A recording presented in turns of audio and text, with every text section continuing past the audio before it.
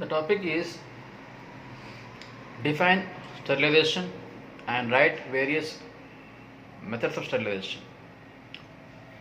What is sterilization? It is defined as the process by which all microorganisms, vegetative as well as spores, are removed from an article surface of area.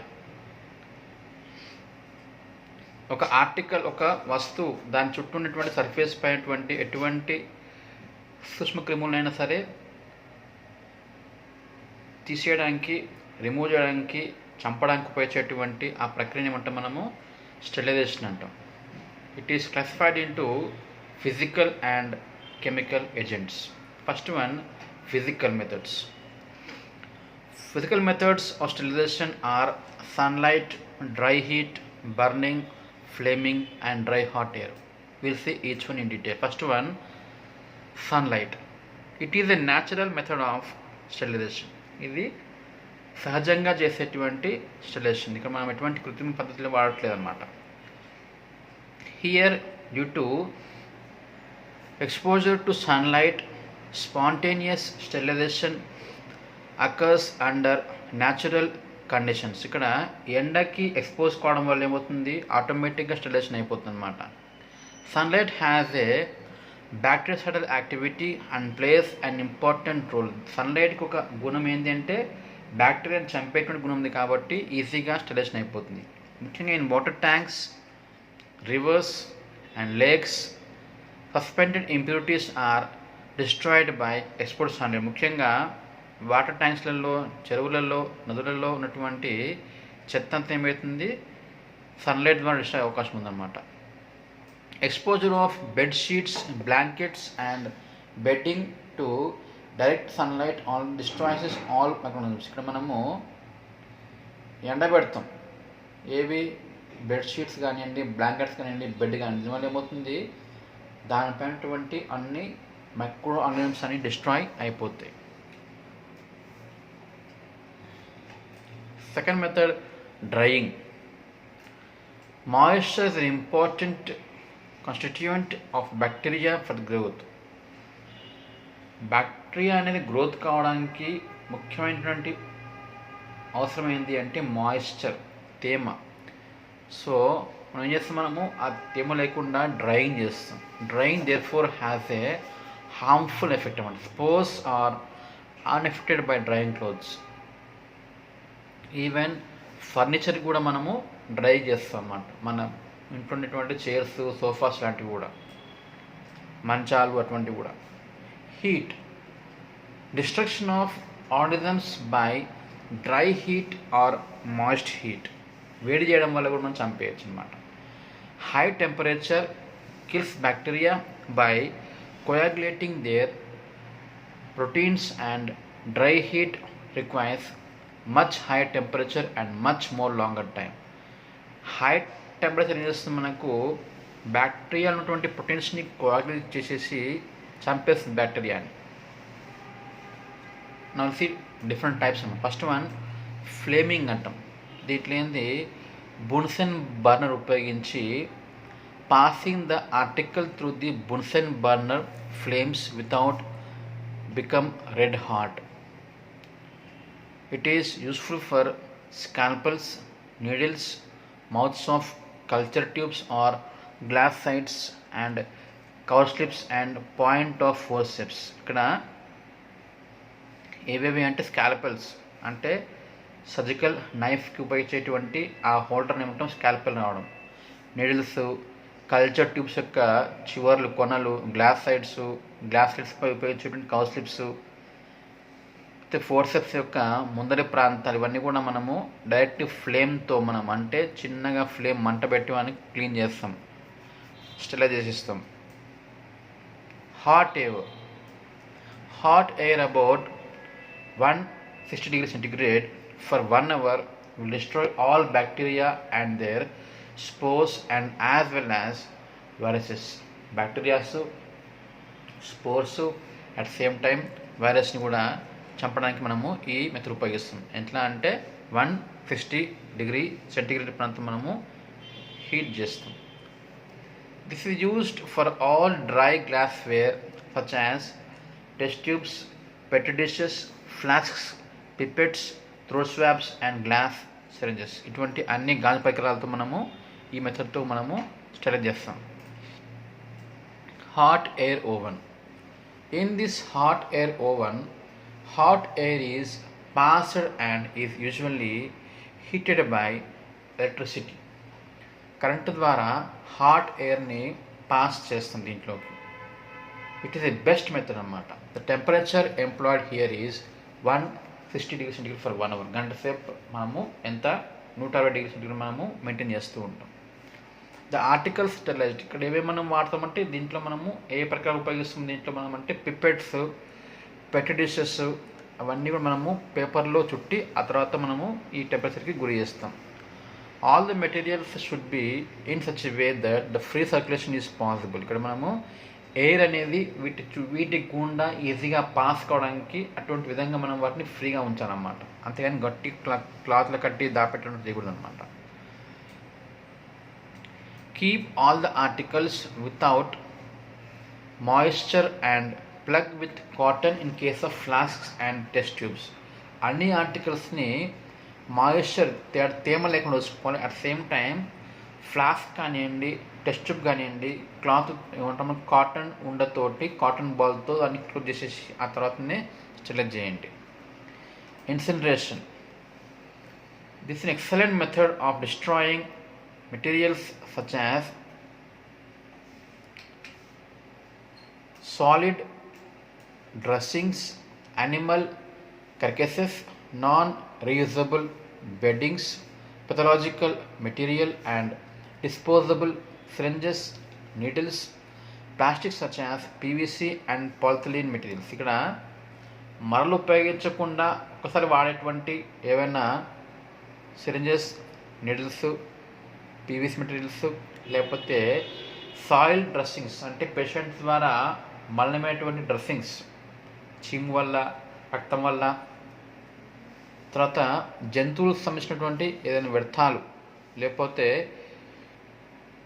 Pathological అంటే ఏంది వ్యాధిని కలిగించేటువంటి గుణమైనటువంటి పదార్థాలు, ఉదాహరణకి patient తాలూకు తెమడ కావచ్చు, మలము కావచ్చు, ఏదైనా కణజాలం కావచ్చు, పసు కావచ్చు, వాటిని ఈ మెథడ్ ద్వారా మనము ఈజీగా నిర్మించడం జరుగుతున్నాం. దాని పేరు ఇన్సినరేషన్ అంటాం. Next moist heat. It kills spores and bacteria quickly than dry heat. Dry heat కన్నా చాలా ఫాస్ట్ చేస్తుంది అంటే ఇది మాయిస్ట్ హీట్. అంటే ఇక్కడ మనం ఆవిరి ద్వారా వాటిని చంపాలన్నమాట. It is used for culture media, liquids, glassware, rubber, metal parts, filters, infected materials, surgical gloves and dressings. వీటిని ఉపయోగిస్తాం మనం మాయిస్ట్ హీట్ అనేది. దాంట్లో ఫస్ట్ ఏంది boiling. Placing articles in boiling water at 100°C for 30 minutes is sufficient to kill all the non-sporing bacteria. అరగంట సేపు 100°C మనం ఏం చేస్తాము ఆ టెంపరేచర్లో బాయిల్ మరిగించేస్తాం. It is not a good method. ఒకసారి ఏమవుతుంది కొన్ని స్పోర్స్ అనేవి ఈ మెథడ్ని రెసిస్ట్ చేసేస్తాయి, అంటే తట్టుకుంటాయి అన్నమాట, అవి చనిపోవు. Below 100°C tintilization. Low temperature will destroy microorganisms in the vegetative phase. Repeated heating on successive days destroys spores as well as, especially materials damaged or destroyed by high temperature. ఎక్కువగా high temperature వల్ల destroy అయ్యేటువంటి damage అయ్యేటువంటి గుణమైనటువంటి పదార్థాలు ఉంటాయి కదా, పరికరాలు, వాటిని మనము ఈ మెథడ్లో మనము బిలో 100లోనే మనము స్టెరిలైజ్ చేస్తాం అన్నమాట. Next one pasteurisation. It is defined as the heating of milk to such temperature and for such period of time as are required to destroy any pathogens that may present. ఇది పాలను heat చేయడం, ఒక temperature దాకా మనం వాటిని మరిగిస్తే ఏమవుతుందంటే ఆ temperature వల్ల దాంట్లో ఉన్నటువంటి ప్యాథోజన్స్ని చంపడం జరుగుతుంది అనమాట. It is the cheapest and safest method అనమాట. మీరు గమనించండి, పాల ప్యాకెట్ల పైన రాసి ఉంటుంది అనమాట, పాస్చరైజ్డ్ మిల్క్ అని చెప్పేసి. అంటే ఇదే అనమాట. It destroys only the harmful పెథోజెనిక్ bacteria. అది కేవలము మనకు హాని కలిగించేటువంటి బ్యాక్టీరియా చంపేస్తుంది, మనకు ఉపయోగపడేటువంటి బ్యాక్టీరియా అనేది చంపడం జరగదన్నమాట. ఇది pasteurisation.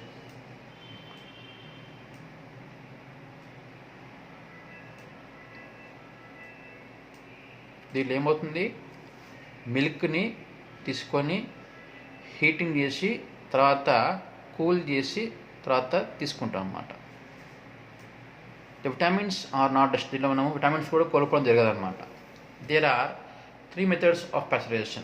First one, Holder or VAT method. Second one, high temperature and short time method. ఇంకోటి అల్ట్రా హై టెంపరేచర్ మెథడ్. ఇవి 3 రకాలటువంటి మెథడ్స్ అన్నమాట for the pasteurisation.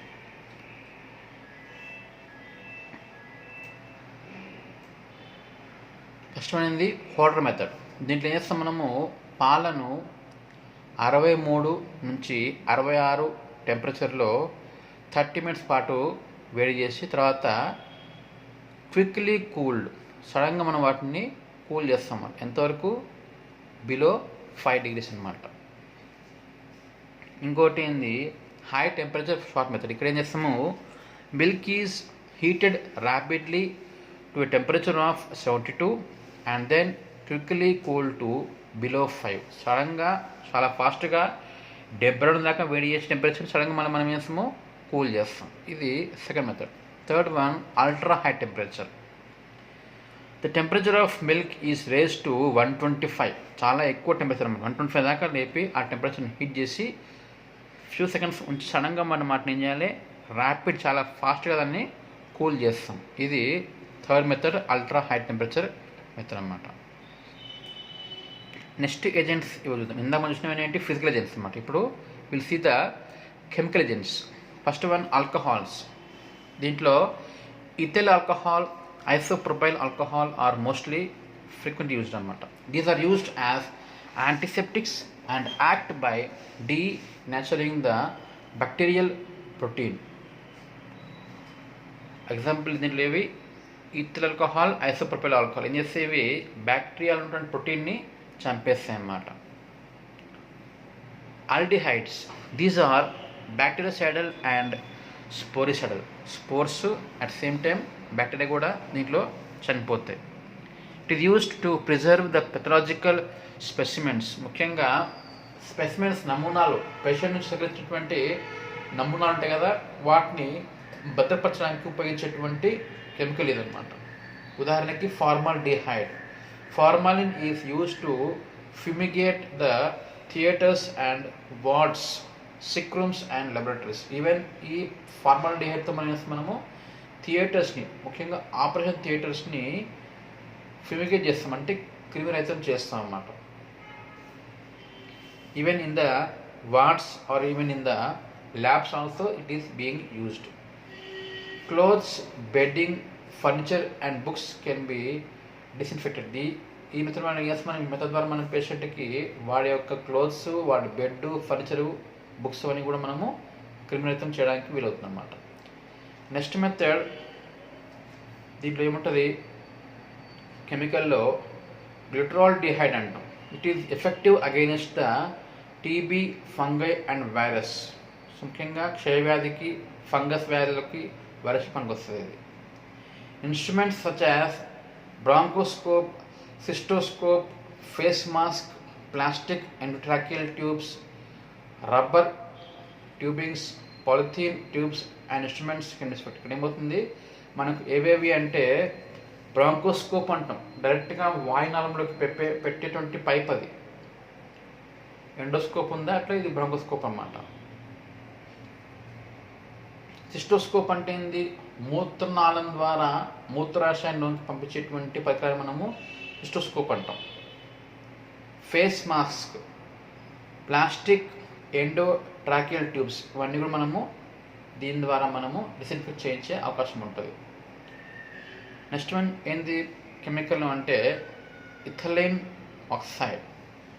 It is effective against all the types of microorganisms including viruses and spores దాదాపు అన్నిటిపైన ప్రభావం చూపిస్తుంది అనమాట. It is use to sterilise the heart lung machine. కృత్రిమంగా పేషెంట్కి గుండె మరియు ఊపిరితిత్తులు పనిచేయకపోతే ఆ పరికరాన్ని ఏమంటాం మనము హార్ట్ లంగ్ మెషిన్ అంటాం. దాన్ని రెస్పిరేటర్స్ని, స్విచెస్ని, డెంటల్ ఎక్విప్మెంట్ని మనము ఈ మెథడ్ ద్వారా అంటే ఈ కెమికల్ ఉపయోగించి స్టెరిలైజ్ చేస్తాం. Next one dyes. It is used for skin and wounds as an antiseptic. ముఖ్యంగా ఏవి crystal violet, brilliant green, malachite green and acriflavine ఇవన్నీ ఏంటివి డైస్ అన్నమాట. ముఖ్యంగా మనం చూస్తుంటారు మీరు కాలినప్పుడు బ్లూ కలర్లో ఉంటుంది లిక్విడ్, అది పూస్తాం మనం, అటువంటివి. Next one halogens. దాంట్లో ముఖ్యంగా ఇంపార్టెంట్ ఏది iodine. It is effective skin disinfectant. It is a bactericidal, బ్యాక్టీరియాని చంపే గుణం ఉంటుంది. Next chlorine. Bleaching powder is used as disinfectant అన్నమాట. ఇక్కడ ఏమవుతుంది, సున్నంలోకి బ్లీచింగ్, ఇక్కడ ఏంటి సున్నంలోకి క్లోరిన్ గ్యాస్ని పంపిస్తే ఆ పౌడర్ని ఏమంటాం మనము బ్లీచింగ్ పౌడర్ అంటాం. ముఖ్యంగా ఇక్కడ అంటే వాటర్ని సప్లై చేసేటువంటి ప్లేసెస్లో, బావులలో, ట్యాంక్స్, స్విమ్మింగ్ పూల్స్లో, ఫుడ్ అండ్ డైరీ పాల ఉత్పత్తి ప్రాంతాల్లో మనము దీన్ని ఉపయోగిస్తాం chlorine. Next one metallic salts. కొన్ని లవణాలు ముఖ్యంగా లోహాలు, అవి సిల్వర్ది కావచ్చు, కాపర్ది కావచ్చు, మెర్క్యూరీది కావచ్చు, ఇవి కూడా మనము ఉపయోగిస్తాం అన్నమాట. ఉదాహరణకి సిల్వర్ నైట్రేట్. ఇది ఎప్పుడు ఉపయోగిస్తాం మనము ఫర్ ద బర్న్స్, కాలిన గాయనప్పుడు ఉపయోగిస్తాం. Silver nitrate drops are used as prophylaxis against gonorrhea. అప్పుడే పుట్టిన పిల్లలకి, ముఖ్యంగా తల్లి గర్భాశయంలోంచి వెలుపలికి వచ్చిన బేబీకి ఏమవుతుందంటే తల్లి యొక్క గర్భాశయం నుంచి వజన ప్రాంతంలో ఒక్కోసారి ఏం కావచ్చు గనేరియా వ్యాధి రావచ్చు.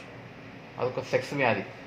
సో ఆ దారి ద్వారా బేబీ అనేవాడు బయటకు వచ్చినప్పుడు ఏమవుతుంది, బేబీ కూడా ఇన్ఫెక్షన్ అయ్యే ఛాన్స్ ఉంది. కాబట్టి వారికి ఏం చేస్తాం, మనం కళ్ళలోకి డ్రాప్స్ వేస్తాం, సిల్వర్ నైట్రేట్ డ్రాప్స్ వేస్తే గనేరియా అనేది రాకుండా మనం ముందే నివారణగా చేసుకోవచ్చు.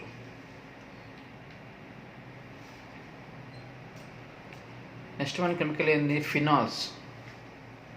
ఎగ్జాంపుల్ దాంట్లో ఎవరు carbonic acid. It is a very powerful microbicidal. ముఖ్యంగా దేని కొరకు అది అంటే ఫర్ ద ఫ్లోర్ క్లీనింగ్. మన రూమ్లలో ఉన్నటువంటి ఫ్లోర్స్, అడుగు భాగాన్ని క్లీన్ చేస్తాం అన్నమాట. Last one surface active agents. Substances which reduce surface tension are called as surface active agents. ఉదాహరణకి which remove the dirt, మైలను తీసేటువంటి వస్తువులు. ఉదాహరణకి ఏంది డిటర్జెంట్ సోప్స్ అన్నమాట. ఇవి surface active agents. This was the topic sterilisation.